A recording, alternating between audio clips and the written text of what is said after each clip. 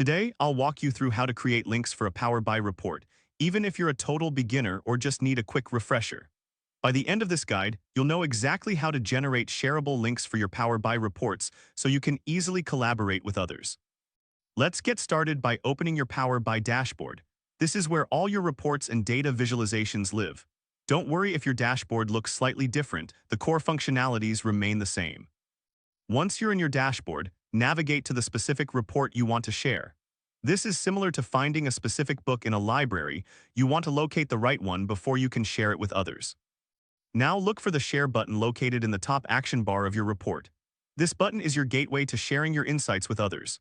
Click on it, and you'll see a new window pop up which will guide you through the next steps. Next, you'll want to choose your link settings by clicking the settings gear icon.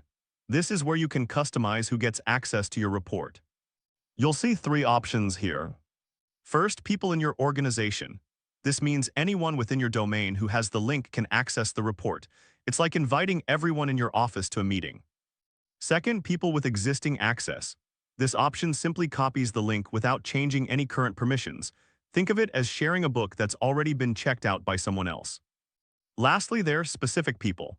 With this option, only the exact email addresses you enter can use the link. This is akin to sending a personal invitation to a select few.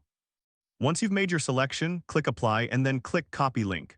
You now have a link that you can share with your colleagues or stakeholders, making collaboration seamless. And there you have it. You've successfully created links for your Power BI report.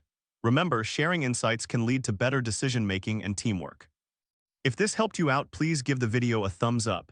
If you run into any issues, leave a comment below. Subscribe for more actionable guides. Thanks for watching.